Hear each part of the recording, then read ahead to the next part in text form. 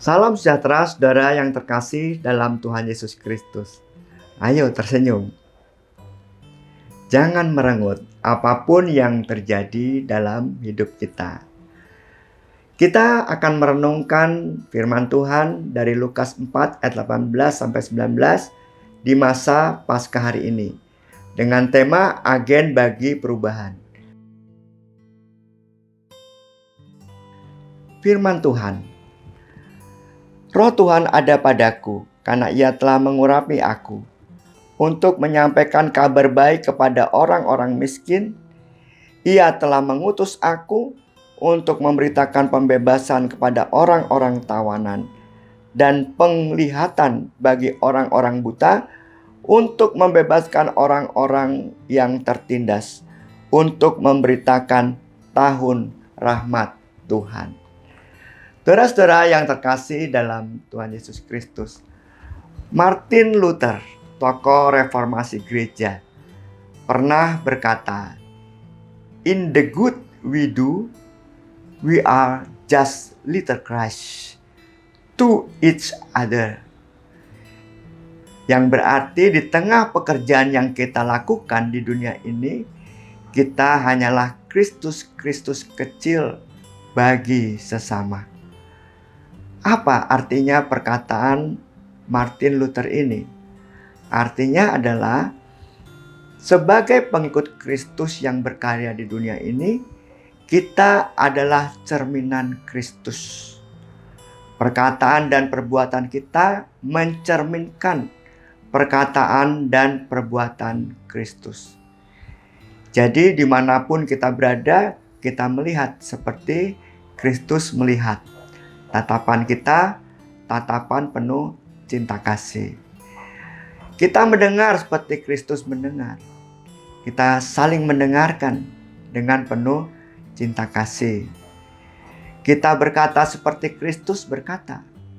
Perkataan kita penuh cinta kasih, dan pasti itu memberi semangat bagi yang lain. Kita bertindak seperti Kristus. Artinya tindakan kita juga tindakan yang penuh kasih, sehingga kita bisa saling memulihkan. Seiring dengan pemahaman Martin Luther, seorang pastor bernama Henry Nouwen mengatakan dalam sebuah renungan, saat kita menentukan pilihan untuk hidup bersama Tuhan, maka kita memiliki hati yang dipimpin oleh Roh Kudus, agar kita mampu berbicara dengan mulut Tuhan. Kita mampu melihat dengan mata Tuhan. Kita mampu mendengar dengan telinga Tuhan. Kita menyentuh dengan tangan Tuhan. Dan kita dapat merasakan bahwa diri ini milik Tuhan. Jadi saudara, untuk menjadi agen bagi perubahan butuh dua syarat. Yang pertama, satu, kesadaran bahwa Roh Tuhan ada pada kita. Kita milik Tuhan. Syarat yang kedua yaitu melatih diri.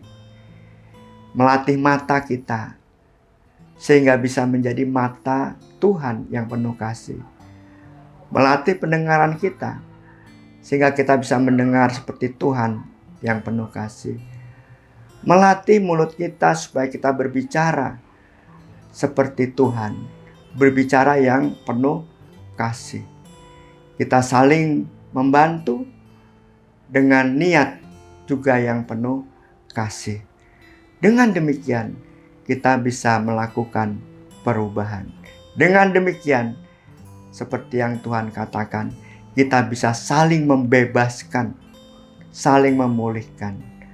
Marilah di masa Paskah ini kita melatih semua organ tubuh kita, diri kita seperti Tuhan.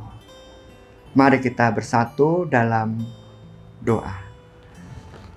Tuhan yang Maha Kasih, kami bersyukur diingatkan bahwa hidup yang kami jalani bukan diri kami sendiri lagi, tetapi diri yang dipimpin oleh Tuhan, diri sebagai cerminan dari Tuhan.